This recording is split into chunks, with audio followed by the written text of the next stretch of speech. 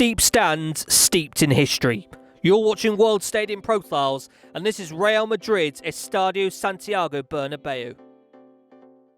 One of the largest stadiums in not just Spain, but the whole of Europe, Real Madrid's home is named after Santiago Bernabéu de Este, who both played for and managed Real Madrid. He would also be president of the club for 35 years between 1943 and 1978. The stadium has held his name since 1955. Santiago Bernabéu and Rafael Salgado were granted a loan in 1944 that allowed them to purchase land adjacent to Real Madrid's old Estadio Chamartín. Construction work on the new stadium began in October 1944 and was completed 3 years and 2 months later. The new stadium was opened on the 14th of December 1947 with a match between Real Madrid and Portuguese club Belenenses. Upon opening, it was known officially as Estadio Real Madrid Club de Football, but also known amongst fans as the Nuevo Estadio Chamartín.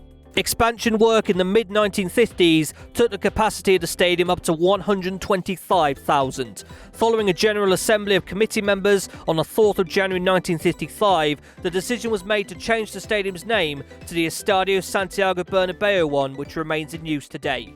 The Santiago Bernabéu would be used for a total of 3 matches at the 1964 UEFA European Nations Cup, a 6-0 qualifying win for Spain over Romania, a 2-1 extra-time win for Spain over Hungary in the semi-finals, and Spain's 2-1 win over the Soviet Union in the final. More than 70,000 were present to see the Spanish win their first European Championship title. Major expansion work was undertaken in the early 1980s ahead of the 1982 FIFA World Cup, where the Santiago Bernabéu was among the many host venues. 3 second-round matches took place at the Madrid Stadium, as well as the World Cup final, where Italy beat West Germany 3-1 in front of 90,000 people. Capacity of the Estadio Santiago Bernabéu fluctuated between the 1990s and 2000s, reaching as high as 106,000 before UEFA regulations required the stadium to become all-seater in 1997. Florentino Perez's investment in the 2000s would see work done to the ground's east stand as well as the stadium facade. Well over 1,000 football matches have been held at the Estadio Santiago Bernabéu, with numerous UEFA club competition finals also hosted in Madrid. Back in 2018, the Bernabéu was famously chosen as a neutral venue for the Copa Libertadores final second leg between River Plate and Boca Juniors. The move came out of necessity. This was during an era where the Copa Libertadores final was a 2-legged affair, meant to be hosted across the 2 grounds of the bitter Buenos Aires rivals. After the first leg of Boca Juniors' Estadio Alberto J. Armando, safety concerns to players led to the second leg being moved out of not just Argentina, but South America entirely. 62,282 were present for a game that was won 3-1 after extra time by River Plate, a 5-3 aggregate victory overall. The incredibly steep design of the Estadio Santiago Bernabéu consists of 4 stands and adjoining corners. The immense height of the stadium has had a significant impact on natural light reaching the pitch, and a polypropylene pipe network had to be installed in order to get around this issue.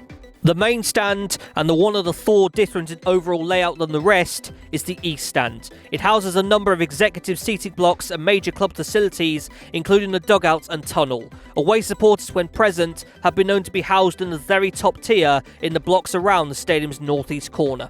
2019 brought about the start of a major renovation project for the Estadio Santiago Bernabéu. Plans dated back to 2010 and firstly involved work to the main stand, increasing capacity by a few thousand and installing a foldable pitch which can be divided into 6 strips.